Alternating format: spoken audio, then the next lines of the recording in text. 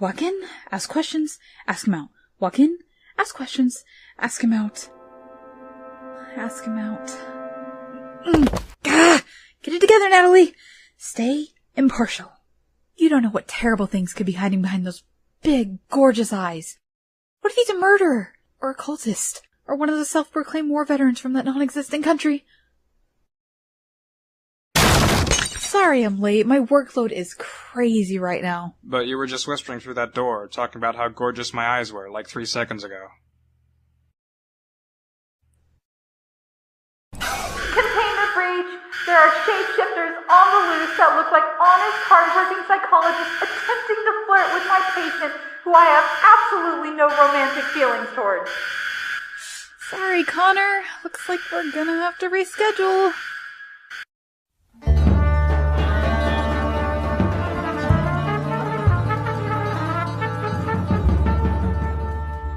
Guess they all got away. Can't catch all of them. So, Connor, let's talk about the root of your confidence issues. Who were the most influential people in your childhood? Tell me about the people or things you met during your very unique, confined upbringing. Patient confidentiality, it's only us. As a kid, I was transferred a lot. One time I met a guy who involuntarily jumped between alternate dimensions. He seemed nice, but conversations with him were a pain. Then there was that day I got to meet myself when I was that toaster that can only be talked about in the first person. I was a real mindfuck. When I finally met a kid my own age, he was cool, I guess. He told me that he could force any adult to take care of him, groom him, and then feed him until they died of starvation. Lucky. There was this ghost that possessed one of my corpses once. We hung out for a while until he got bored of me and possessed some cooler kid. Let's see, there was an author from Site 51 that kept bugging me about his bad novels. Then there's that one guy I'm not supposed to talk about, and a few more, but I can't really remember them at the moment. Uh-huh. Actually, you know what? I did have a real friend for a while. His name was Gilbert. I was probably 11 years old at the time. Site 6-3 had a huge childcare center that I got to stay in for a while. I tried to make friends, but it was an international site, so most of the kids spoke Mandarin, alternative French, the secret script, fire tongue. You know, the usual. Soon enough, my dumb ass thought all the other kids would get a kick out of my regeneration powers. They didn't like it. But somebody thought it was cool. It was one of the pet octopi from the kids' aquarium. Turns out these octopi were psychic, so it didn't matter what language I spoke. I called him Gilbert. He was bullied a lot by his siblings because he couldn't change his colors. They snuck up on him and kept eating his food during feeding time. Gilbert always used to tell me that he wished he had my regeneration powers because of how useful that must be to fight against the winged menace. I don't know what he meant by that, but it made me feel pretty important. So I always made sure to keep him well fed whenever his brothers and sisters would go to sleep. He also told me that one day he and his family would finally travel back to the ocean. Somehow. He said it was beautiful, and promised that one day I would see it too. On one occasion, I was given permission to visit Gilbert's main tank in the aquatic center. They took him and all the other octopi there for most of the week. I was pretty excited to see Gilbert's mother. Octopus don't use names, so he just referred to her as the Big Gilbert.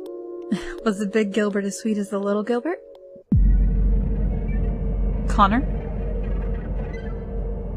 Maybe it was psychic energy or childish fear, but I ran out of that room as fast as I could.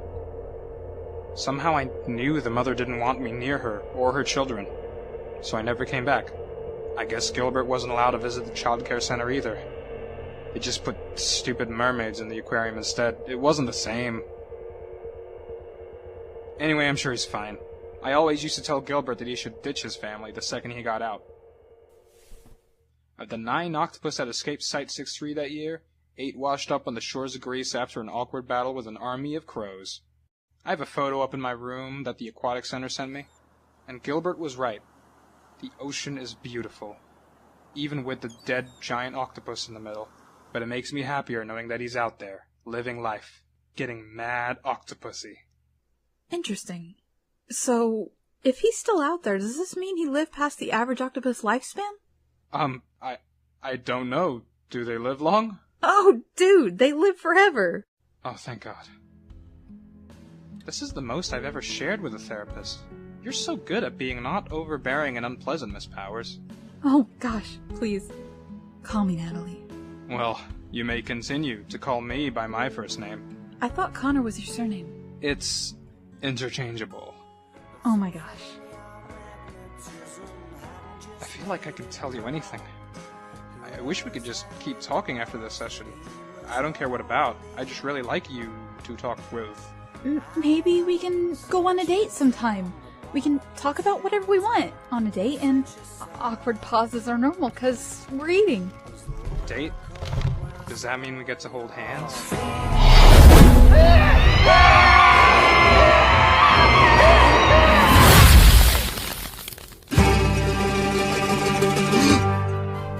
It appears I am free from the night terror dimension. Thank you, Connor. Thank you, Natalie.